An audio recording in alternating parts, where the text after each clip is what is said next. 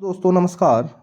आज लोग हम बात करेंगे कार्डियक अरेस्ट की। तो कार्डियक अरेस्ट की डेफिनेशन देखेंगे, उसके साइन सिम्टम्स देखेंगे, इसे किस तरह से हम डायग्नोज कर सकते हैं, वो सभी मेथड और उसका मेडिकेशन क्या होगा, इस बारे में आज लोग हम बात करेंगे। तो सबसे पहले हमारे पास है कार्डियक अरेस्ट क्या होता है। एक मेडिकल इमरजेंसी होती है जब हार्ट पूरी तरह से क्या कर देता है, बीट करना बंद कर देता है और जो ब्लड फ्लो होता है ब्रेन में हो और अदर ऑर्गन में जाना बंद कर देंगे। यानी कि ये एक मेडिकल इमरजेंसी होती है जब होगी जब हार्ट बीट करना बंद कर देता है, यानी कि धड़कना बंद कर देता है अचानक से।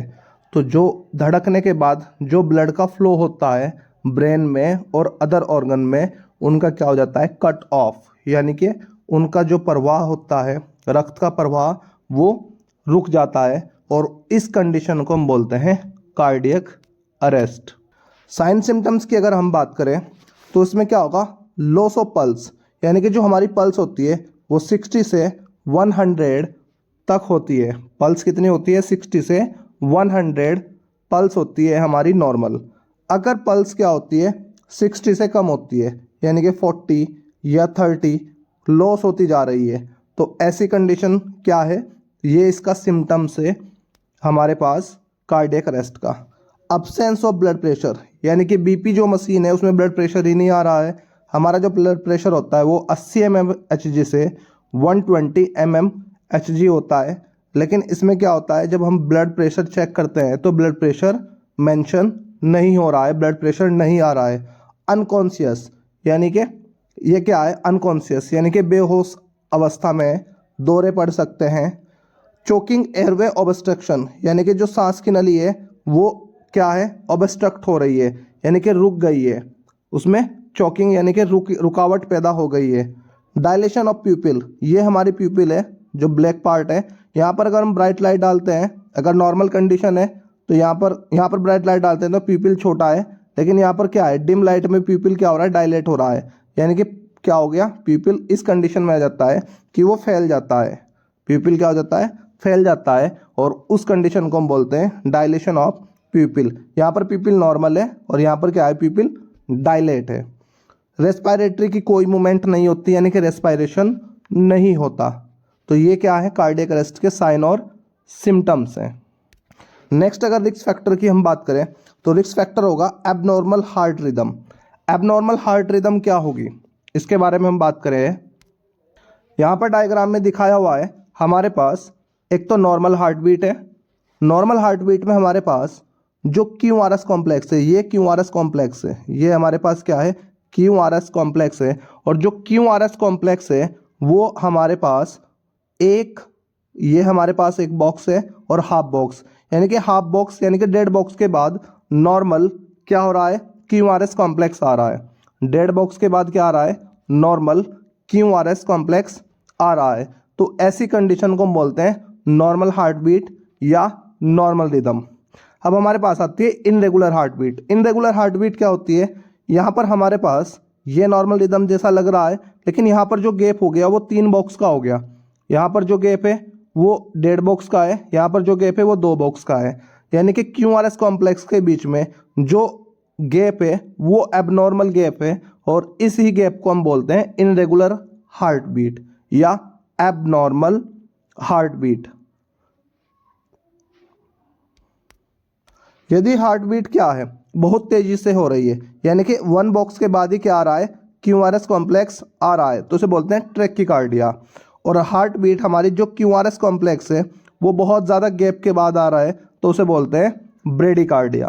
तो यहाँ पर हमने समझ लिया normal heartbeat, tachycardia, bradycardia और इनरेगुलर या एबनॉर्मल रिदम। ये एबनॉर्मल रिदम है और ये हमारे पास नॉर्मल रिदम है। तो हमारा जब कार्डियक अरेस्ट होगा तो हमें कुछ इस तरह से ECG में ये ग्राफ मिलेगा, जो हमें ग्राफ मिलेगा वो ये वाला ग्राफ मिलेगा। इनरेगुलर रिदम बोलते हैं इसे, एबनॉर्मल हार्ट बीट।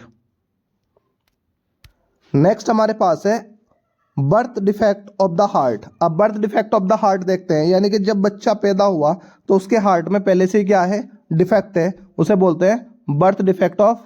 यहाँ पर हम देख सकते हैं ये हमारे पास कॉन्जेलाइटल डिजीज है। यहाँ पर जो नॉर्मल हार्ट है, हमारे पास, और ये हमारे पास क्या है, कॉन्जेनाइटल हार्ट है। तो यहाँ पर हमने देखा ये हमारे पास एओर्टा है, ये हमारे पास क्या है, एओर्टा है, ये हमारे पास दूसरा हमारे पास पल्मोनरी ट्रंक है, ये हमारे पास पल्मोनरी ट्रंक है। तो एओर्टा और पल्मोनरी ट्रंक में यहाँ से ब्लड पंप कर रहा है कुछ इस तरह से, लेकिन यहाँ पर क्लियरली मेंशन नहीं हो पा रहा यहाँ पर ब्लड फ्लो किधर कर रहा है। तो यहाँ पर जो वेंट्रिकुलर सेप्टम है, ये यहाँ पर एक सेप्टम होता है, ये जो दिखाया गया है सेप्टम, ये क्या करता है, वेंट्रिकल्स को अलग करता है। लेकिन यहाँ पर सेप्टम में क्या है, डिफेक्ट है, तो ये वेंट्रिकल्स को अलग नहीं कर रहा है। ये हमारे पास लास्ट में वेंट्रिकल है, ये हमारे पास वेंट्रिकल है, और ये हमारे पास एट्रिया है। तो एट्रिया को भी ये क्या कर रहा है, अलग नहीं कर रहा है। तो यहाँ पर दो डिफेक्ट है, आर्टियल सेप्टल डिफेक्ट और वेंट्रिकुलर सेप्टल डिफेक्ट। यानी कि यहाँ पर ब्लड क्या होता है, ऑक्सीजनेटेड ब्लड भी और डीऑक्सीजनेटेड ब्लड भी दोनों मिक्स हो जाते हैं, और दोनों मिक्स होने के कारण का जो कारण है वो कॉन्जेनाइटल हार्ट इशू है, जिसे हम कॉन्जेनाइटल डिफेक्ट भी बोलते हैं। नेक्स्ट हमारे पास है मायोकार्डियल इन्फ्रेक्शन, यानी कि किसी को पहले से मायोकार्डियल इन्फ्रेक्शन होता है तो उसका भी कार्डियक अरेस्ट हो सकता है, यानी कि उसे भी अचानक से हार्ट अटैक यानी कि हार्ट ब्लॉकेज की प्रॉब्लम आ सकती है। नेक्स्ट हमारे पास है coronary artery disease. Coronary artery disease मैंने पूरी की पूरी पिछले लेक्चर में पढ़ाई हुई है, CAD बोलते हैं इसे, कोरोनरी आर्टरी डिजीज। यानी कि हमारी जो कोरोनरी आर्टरी है हार्ट में, उसमें क्या हो जाती है, पार्शियली या फुली ब्लॉकेज आ जाती है, तो उसकी वजह से भी कार्डियक अरेस्ट हो सकता है। लॉन्ग क्यूटी सिंड्रोम, यहाँ पर हमारे पास एक नॉर्मल ECG दिखाया हुआ है और एक लॉन्ग क्यूटी सिंड्रोम दिखाया हुआ है, यानी कि लॉन्ग क्यूटी ECG। यहाँ पर जो ECG है, यहाँ पर हमारे पास ये Q है और ये T है, इसके बीच का जो गैप है ये बहुत कम है, और यहाँ पर गैप क्या है, बहुत ज़्यादा है। तो यहाँ पर हम देख सकते हैं जो गैप है वो बहुत ज़्यादा है, तो लॉन्ग क्यूटी को इसे हम क्या बोलते हैं, लॉन्ग क्यूटी सिंड्रोम। नेक्स्ट हमारे पास है एक्सेसिव अल्कोहलिज्म, यानी कि बहुत ज़्यादा अल्कोहल लेना, इंटेक करना, स्मोकिंग करना, हाई ब्लड प्रेशर बहुत ज़्यादा होना, हाई ब्लड कोलेस्ट्रॉल लेवल का बहुत ज़्यादा होना, डायबिटीज़ मेलिटस और ओबेसिटी, ये हमारे क्या हो सकते हैं, कारण हो सकते हैं इसके कार्डियक अरेस्ट के। ओबेसिटी, डायबिटीज़ मेलाइटस, यानी कि डायबिटीज़ में क्या होती है, जो वेन्स होती है वे क्या हो जाती है, कॉन्ट्रैक्ट हो जाती है, और वेन कॉन्ट्रैक्ट होने के कारण क्या हो सकता है, हमें कार्डियक अरेस्ट हो सकता है। अब हम इसे डायग्नोस कैसे करेंगे, डायग्नोस की अगर बात करें तो हम सबसे पहले करेंगे असिसमेंट क्या होता है, साइन और सिम्टम्स देखेंगे उसे, और उसकी पहचान करेंगे इसे क्या क्या प्रॉब्लम है और इसे कौन कौन क्या क्या हमें देखना चाहिए, ठीक है। इसके बाद इसका ECG करेंगे। ECG में मैंने आपको बताया QT जो आपके पास लॉन्ग होगी, QT के बीच में जो कॉम्प्लेक्स होगा उसके बीच में गैप ज़्यादा होगा, या फिर इसमें क्या होता है, एबनॉर्मल रिदम होगी, एबनॉर्मल रिदम ECG में, तो ये हो सकता है। सीरम इलेक्ट्रोलाइट क्या होते हैं, सोडियम, पोटेशियम, क्लोराइड, तो इनमें क्या होता है, डिफरेंस होगा कुछ, यानी कि इनमें कोई चेंज आएगा, ये ज़्यादा हो जाएंगे। कार्डियक बायोमेकर, ये क्या होता है, सिक्रीट करता है, कार्डियक एंजाइम होता है ये क्या होता है, एक कार्डियक एंजाइम होता है, कार्डियक बायोमेकर, जो ट्रोपोनिन के लेवल बढ़ने से पता लगता है कि हार्ट की क्या है, वॉल में या हार्ट में कोई डैमेज है, तो ये कार्डियक बायोमेकर क्या होता है, एक एंजाइम टेस्ट होता है। एबीजी एनालिसिस होता है आर्टियल ब्लड गैस, यानी कि जो हमारी आर्टरी होती है उसमें जो ब्लड होगा उसमें ऑक्सीजन का लेवल देखेंगे, उसमें उसकी पीएच देखेंगे, उसमें कार्बन डाइऑक्साइड का लेवल देखेंगे, ऑक्सीजन का सैचुरेशन देखेंगे, तो ये सारी चीज़ क्या है, आर्टियल ब्लड गैस एनालिसिस। यहाँ डायग्राम में देख सकते हैं हम, हमारे पास ये एबीजी है और ये एक नॉर्मल रेंज है, तो ऑक्सीजन है, पीएच है, partial pressure of carbon dioxide है, पार्शियल प्रेशर ऑफ ऑक्सीजन है, कार्बोनेट्स हैं, ठीक है। तो ये सबका उनके नॉर्मल रेंज दी हुई है, ये आर्टरी से ब्लड लिया जाता है तो उनकी एक नॉर्मल रेंज दिखाई गई है आपको डायग्राम के थ्रू। तो इसके आधार पे हम समझ सकते हैं कि आर्टरी में ब्लड गैस में ऑक्सीजन का सेचुरेशन कम है या कार्बन डाइऑक्साइड का सेचुरेशन ज़्यादा है, तो इस आधार पर हम कार्डियक अरेस्ट के बारे में जानकारी पता कर सकते हैं। नेक्स्ट हमारे पास है चेस्ट एक्सरे, तो चेस्ट एक्सरे के थ्रू हम देख सकते हैं तो हार्ट डायलेट तो नहीं हो रहा। पिछले लेक्चर में मैंने बताया है आपको कि जो वेंट्रिकल्स होते हैं, वेंट्रिकल्स का क्या हो जाता है, डायलेशन हो जाता है, वो यू शेप हो जाते हैं, MRI में हम उसका डायग्राम देख सकते हैं और ब्लड के थ्रू हम उसकी स्टडी कर सकते हैं। तो इस तरह से हम डायग्नोस कर सकते हैं कार्डियक अरेस्ट को। नेक्स्ट हमारे पास है मैनेजमेंट। तो मैनेजमेंट में हमारे पास क्या है, अर्ली असिस्ट करना, यानी कि जल्दी से उसकी पहचान करनी कि ये कार्डियक अरेस्ट है या नहीं है। अगर पहचान हो गई कार्डियक अरेस्ट है तो उसे हम देंगे CPR, कार्डियो पल्मोनरी रिसक्सिटेशन। ये क्या होता है, ये हमारे पास एक डायग्राम दिखाया हुआ है। चेस्ट पे हमें कंप्रेस करना 4 और 5 सेंटीमीटर डीप में, यानी कि हमारी जो स्टर्नम होगी, सामने वाली चेस्ट की बोन होगी, उसके बीच में हमें क्या करना है, बीच में, हाँ, तो हमें क्या करना है, उसे डिप्रेस करना है, नीचे को दबाना है और उसका जो रेट होगा 100 पर मिनट होगा, यानी कि 1 मिनट में 100 बार हमें क्या करना है, CPR करना है।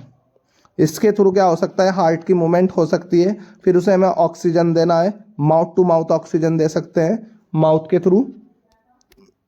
नेक्स्ट हमारे पास है डिफिब्रिलेशन। डिफिब्रिलेशन क्या होता है, एक डिवाइस होती है जिससे इलेक्ट्रिक चार्ज या इलेक्ट्रिक करंट दिया जाता है हार्ट को, उसकी नॉर्मल हार्ट बीट बनाने में। जो हमारा हार्ट होता है एक इसमें इलेक्ट्रिक चार्ज होता है, इलेक्ट्रिकल करंट होता है जिससे चलता है, और इलेक्ट्रिक करंट होता है इसमें SA नोड में। हार्ट के आर्टरिया में एक नोड होती है जिसे हम SA नोड बोलते हैं। तो SA नोड क्या करती है, इलेक्ट्रिकल करंट जनरेट करती है और उसके थ्रू पूरे हार्ट को क्या करती है, मूवमेंट कराती है। जब हार्ट का मूवमेंट बंद हो जाता है तो हम उसे इतना करंट देते हैं जिससे हार्ट क्या हो सकता है, दोबारा से अपनी इलेक्ट्रिकल एनर्जी या इलेक्ट्रिकल चार्ज को रिस्टोर करके नॉर्मल बीट कर सके। नेक्स्ट हमारे पास है, ये डायग्राम में भी दिखाया हुआ है डिफिब्रिलेशन। एक तो यहाँ पर हमारे पास फिब्रिलेटर पेडल यहाँ इस साइड में लगता है और एक बिल्कुल यहाँ पर इस साइड में लगता है। तो ये डायग्राम में दिखाया हुआ है आपके सामने। नेक्स्ट हमारे पास पोस्ट कार्डियक केयर, यानी कि हमें उसका वेंटिलेशन देखना, उसका ब्लड प्रेशर देखना और टेम्परेचर वगैरह, यानी कि कार्डियक केयर बाद में जो केयर होगी कार्डियक अरेस्ट के बाद, वो उस पर हमें ध्यान देना है। नेक्स्ट हमारे पास है ट्रीटमेंट में अर्ली असिस्ट करना, पहचान करनी है, अर्ली CPR देना है, फिब्रिलेटर देना, और जो हमारी एडवांस लाइफ सपोर्ट होगी जैसे ऑक्सीजन देना है, ठीक है, ऑब्स्ट्रक्शन को कंट्रोल करना है। तो ये हमें क्या करना है, एडवांस लाइफ सपोर्ट पर, यानी कि वेंटिलेशन पर या ऑक्सीजन मास्क पर लेके जाना है जल्दी से। नेक्स्ट हमारे पास है मेडिकेशन। तो मेडिकेशन में हमारे पास है ACE इनहिबिटर। ये क्या होती है, क्लास होती है ड्रग्स की जो ट्रीट करती है हाई ब्लड प्रेशर को और हार्ट फेलियर को। इसका एग्जांपल है एनार्प्रिल। सेकंड हमारे पास है बीटा ब्लॉकर्स। ये ड्रग्स होती है जो क्या करती है, high blood pressure, chest pain और एबनॉर्मल हार्ट रेट को क्या करती है, कंट्रोल करती है। एटिनॉल। कैल्शियम चैनल ब्लॉकर, ये हाइपरटेंशन को, कोरोनरी आर्टरी डिजीज को और कोरोनिक स्टेबल एंजाइना को कंट्रोल करती है। और इसका एग्जांपल है अम्लोडिपिन, जो सबसे कॉमन सॉल्ट है अम्लोडिपिन। तो ये हमारे पास इसका मेडिकेशन है, लेकिन इसमें मेडिकेशन वगैरह यूज़ नहीं करना चाहिए। ये एक इमरजेंसी कंडीशन होती है, जितना जल्दी हो सके CPR देने के बाद आपको उसे हॉस्पिटलाइज कराना चाहिए एक कार्डियक डॉक्टर के पास। Thank you.